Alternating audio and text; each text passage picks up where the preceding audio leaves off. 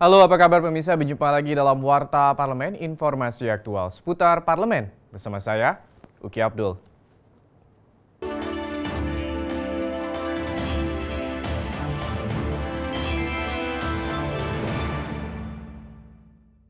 Menyambut hari ulang tahun DPR RI ke-72, DPR RI berkomitmen untuk meningkatkan kinerja legislasi agar target prolegnas dapat tercapai. Untuk itu, pimpinan DPR meminta kepada pemerintah untuk meningkatkan sinergi dengan DPR karena pembahasan undang-undang dilakukan DPR bersama dengan pemerintah. Berikut laporan rekan Nuki Tampu Bolon dari ruang rapat paripurna. Pemirsa, dalam rangka HUT DPR RI ke-72 yang jatuh tepat pada tanggal 29 Agustus 2017, digelar rapat paripurna dengan agenda penyampaian laporan kinerja DPR RI tahun sidang 2016-2017. Ketua DPR Setia Novanto mengatakan, pelaksanaan fungsi legislasi tidak hanya didasarkan pada pencapaian target prolegnas, sehingga DPR bersama pemerintah perlu mengevaluasi bentuk prolegnas yang selama ini menitik beratkan pada jumlah. Pada tahun ketiga, DPR RI telah menyelesaikan dan mengesahkan 17 RUU menjadi undang-undang. Jumlah secara substansial sebuah RUU tidak harus mengatur secara komprehensif dari hulu hingga hilir, melainkan dilakukan secara parsial sesuai dengan kebutuhan, sehingga tidak memerlukan waktu yang panjang dan energi yang besar untuk menyelesaikannya. Pemirsa, Ketua DPR RI Setia Novanto juga menyampaikan kinerja DPR RI terkait fungsi pengawasan pada tahun sidang 2016-2017, di mana DPR RI telah membentuk 2 panitia khusus atau pansus non-RUU, 7 tim pengawas atau timwas, dan 65 panitia kerja atau panja. Ketua DPR RI Setia Novanto menambahkan, dalam rangka penguatan kelembagaan, DPR RI terus melakukan prioritas kinerja melalui penyusunan blueprint reformasi DPR. Selain itu, Mahkamah Kehormatan Dewan atau MKD terus mewujudkan integritas dan akuntabilitas anggota DPR RI melalui penegakan kode etik. Pemirsa, dalam rapat paripurna HUT DPR RI ke-72, pimpinan DPR RI juga menyerahkan buku laporan kinerja DPR RI tahun sidang 2016-2017 kepada ketua-ketua DPR RI periode sebelumnya, diantaranya Agung Laksono dan Marzuki Ali. Bagian pengaduan, masyarakat berjumlah 4.173 surat. Hal ini menunjukkan bahwa DPR masih merupakan lembaga yang dipercaya untuk menyalurkan aspirasi. Dari ruang rapat paripurna, Gedung Nusantara II DPR RI Jakarta, Nuki Tampu Bolon dan Teguh TVR Parlemen melaporkan. Informasi selanjutnya datang dari Komisi 3 DPR RI untuk meningkatkan kualitas dan kualifikasi para penyidik kepolisian daerah di seluruh wilayah Indonesia. Komisi 3 DPR RI mendorong agar Mabes Polri memperbanyak program pendidikan dan pelatihan bagi para penyidik dengan melibatkan para pakar dari perguruan tinggi. Berikut kita saksikan informasi selengkapnya.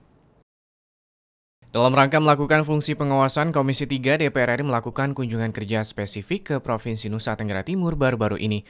Tim dipimpin anggota Komisi 3 Herman Heri. Herman Heri mengatakan tindak pidana korupsi pasca reformasi benar-benar sudah sangat mengkhawatirkan dan menyentuh semua lini kehidupan bangsa. Oleh karena itu, ia mengharapkan agar aparat penegak hukum khususnya di Nusa Tenggara Timur, baik kejaksaan dan kepolisian dapat bekerja secara maksimal. Ia menilai pihak Polri dan Kejaksaan di Nusa Tenggara Timur saat ini sudah mengalami kemajuan dan semakin transparan.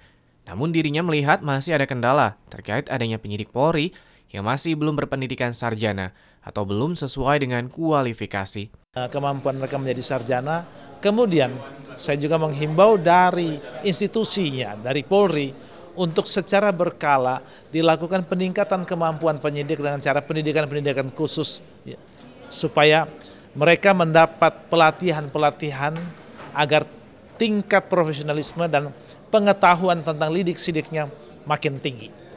Sementara itu, anggota Komisi 3 DPR RI Dosi Iskandar Prasetyo mengapresiasi pihak Universitas Nusa Cendana Kupang yang memberikan pendidikan kepada para penyidik Polda NTT dan memasukkan kurikulum pemberantasan korupsi di berbagai perguruan tinggi di Nusa Tenggara Timur.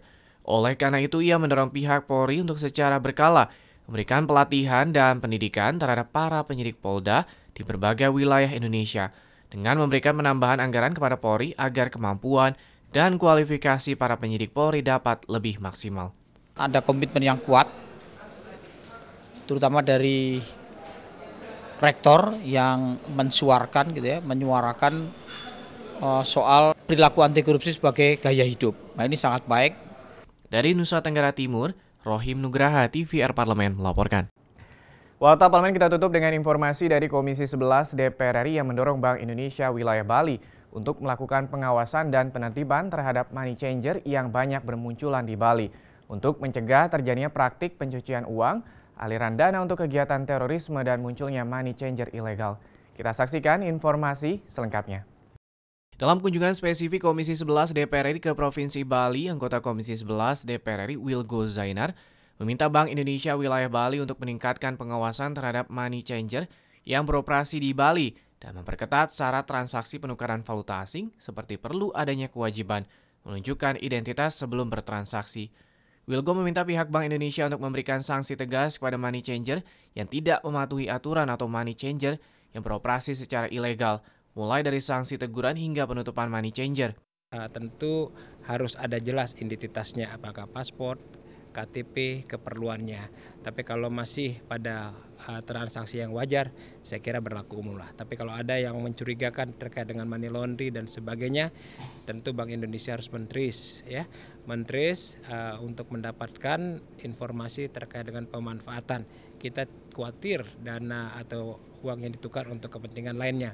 Sementara itu, anggota Komisi 11 DPR RI lainnya Andreas Adi Susetyo mendorong pihak Bank Indonesia wilayah Bali untuk melakukan pendekatan kepada pengusaha money changer yang belum memiliki izin agar money changer yang beroperasi secara ilegal tersebut segera mendaftarkan usaha penukaran valuta asing. Money changer yang bertentangan dengan peraturan Bank Indonesia tentang kegiatan usaha pertukaran valuta asing, bukan bank, itu harus ditindak. Karena siapapun yang melanggar undang-undang itu wajib hukumnya untuk ditindak.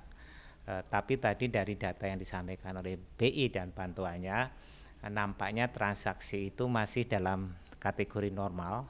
Dari Provinsi Bali, Esti Kartika, TVR Parlemen melaporkan. Pemirsa, demikianlah Warta Parlemen edisi kali ini. Sampai jumpa pada Warta Parlemen berikutnya. Terima kasih atas perhatian Anda. Wassalam.